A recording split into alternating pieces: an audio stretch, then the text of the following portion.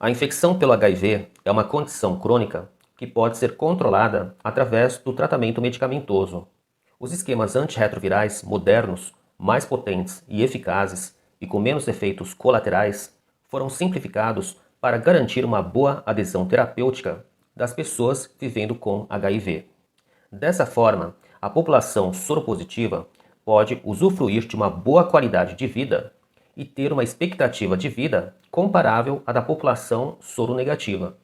Por outro lado, as drogas antirretrovirais não são isentas de efeitos colaterais e eventos adversos, além de poder interagir com outros medicamentos que a pessoa esteja tomando.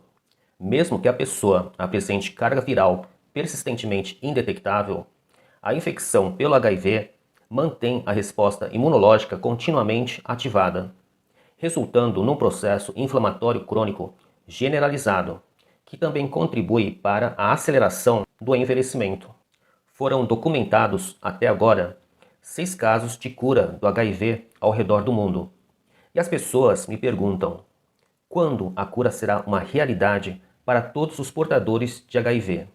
Muitas estratégias têm sido traçadas para alcançar esse objetivo tão sonhado, cujos resultados, na prática, ainda necessitam da comprovação por meio de estudos envolvendo pessoas soropositivas, tanto em termos de eficácia como em termos de segurança. No vídeo de hoje, você vai compreender como foi a abordagem utilizada para esses casos bem-sucedidos de cura do HIV. Meu nome é Mauro Nakashima, sou médico infectologista e este é o canal Guia de Sintomas. Se você ainda não for inscrito e gostar dos temas abordados nos meus vídeos, peço que se inscreva e ative o sininho. Deixe seus comentários, se curtiu, dê um like e compartilhe.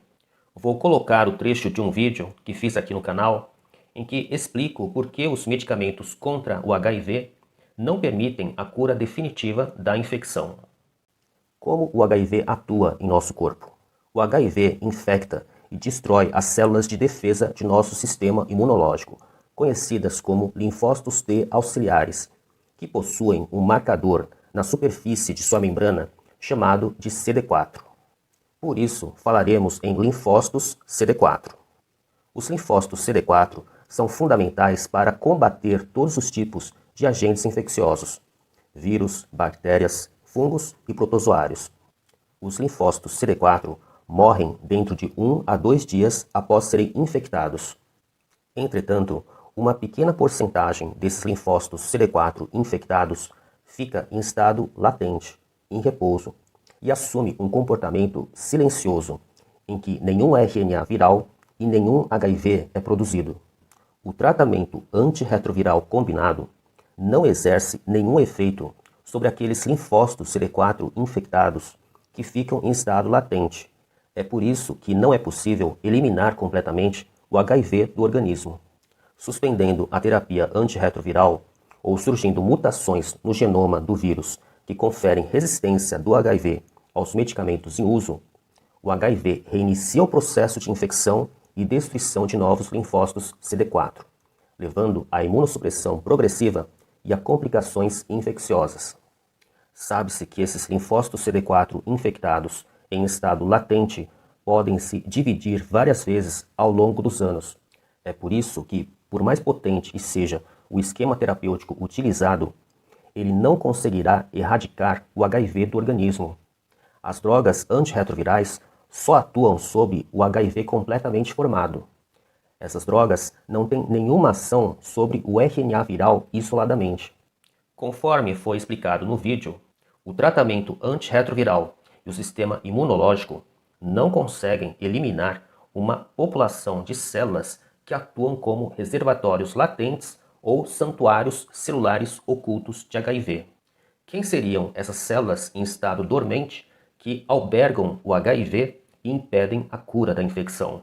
São os linfócitos CD4, células microgliais do sistema nervoso central, macrófagos, monócitos, linfonodos, baço, tecidos intestinais e do sistema reprodutor.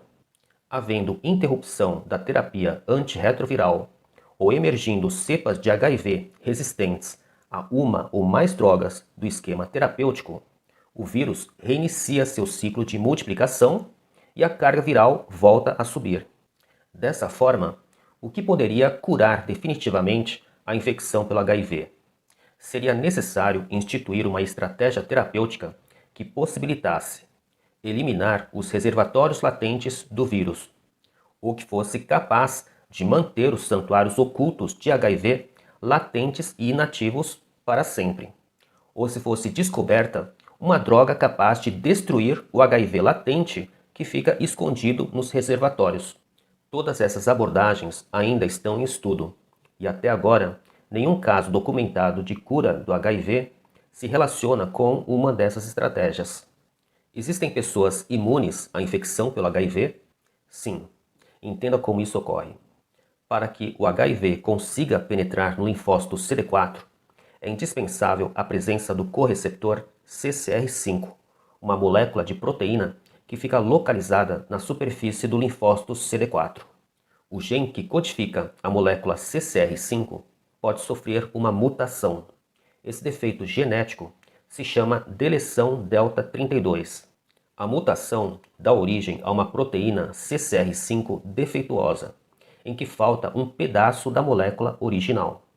Os indivíduos que herdam o gene mutante apenas de um dos pais são designados como heterozigotos. Essas pessoas tendem a ter um padrão mais lento de evolução da infecção pelo HIV. Quando o indivíduo herda um gene mutante da mãe e outro gene mutante do pai, ele se torna homozigoto para essa mutação.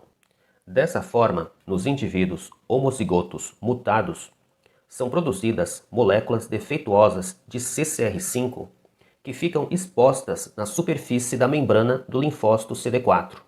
Para você entender melhor, imagine o seguinte: o CCR5 funciona como uma fechadura da porta de entrada do linfócito CD4.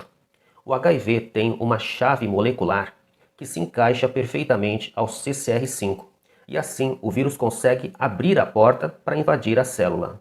Na presença desses dois genes mutantes, é produzida uma molécula de CCR5 que apresenta uma configuração diferente. É como se os linfócitos tivessem trocado a fechadura da porta, e o HIV, em posse da mesma chave molecular, não conseguiria mais abrir essa porta e entrar nas células CD4.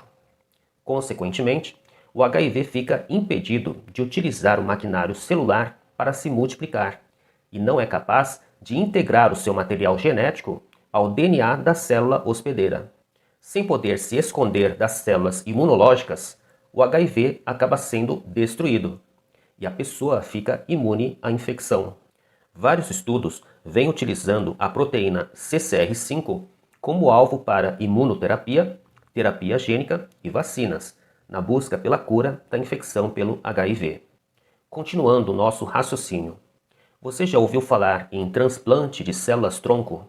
Células-tronco são células indiferenciadas que podem se diferenciar em células especializadas e podem se dividir, dando origem a novas células-tronco.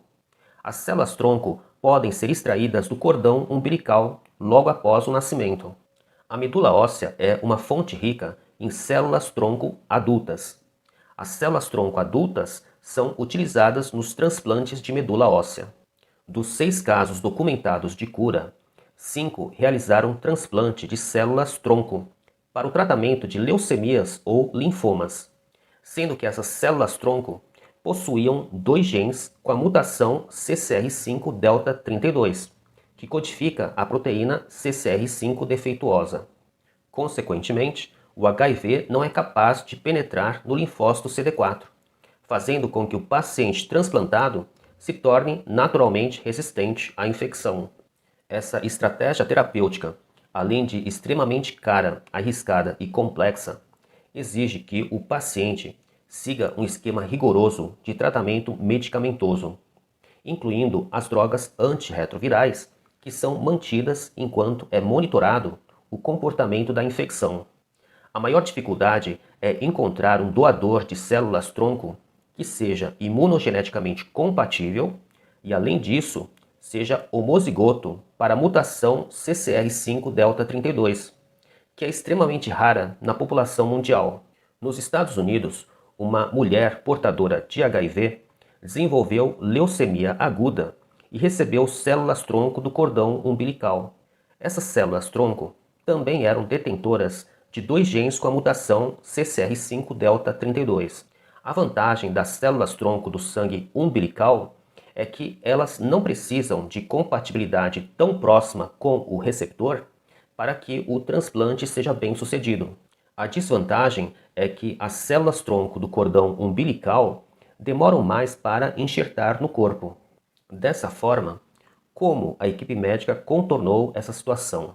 Eles infundiram as células-tronco do cordão umbilical contendo a mutação CCR5-delta-32 juntamente com as células-tronco adultas de um parente de primeiro grau dessa paciente. As células-tronco adultas recebidas desse parente enxertaram dentro de 2 semanas após o transplante. Por volta de 14 semanas após o procedimento, as células-tronco do cordão umbilical enxertaram e assumiram o controle das funções imunológicas. Quando a pessoa recebe um transplante de células-tronco, existe o risco de as células imunológicas transplantadas atacarem o corpo do receptor. Essa condição se chama doença do enxerto contra o hospedeiro. Uma vantagem das células-tronco do sangue umbilical é que elas são menos propensas a atacarem o hospedeiro, em comparação com o transplante de células-tronco adultas. No caso dessa paciente que recebeu células-tronco do sangue umbilical, nenhum material genético do HIV foi detectado após o transplante. Os anticorpos contra o HIV deixaram de ser detectados cerca de 1 ano após o procedimento, indicando que o HIV não estava mais se replicando. Após o transplante, as células-tronco isoladas dessa paciente foram expostas em laboratório a várias cepas de HIV e as células se mostraram resistentes à infecção. Cerca de 3 anos após o transplante, a paciente suspendeu a terapia antirretroviral e se manteve livre de recorrência da infecção até os dias atuais. No 6º caso divulgado de cura da infecção por HIV, um detalhe muito importante o diferenciou dos outros pacientes.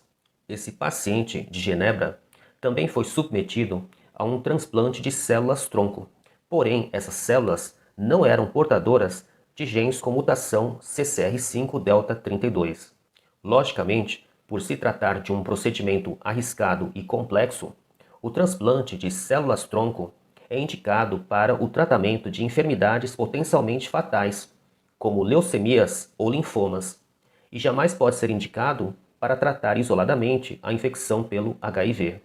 Por outro lado, nos portadores de HIV que desenvolvem uma dessas condições hematológicas, o transplante de células-tronco de sangue umbilical também pode ser uma oportunidade de cura para a infecção pelo HIV.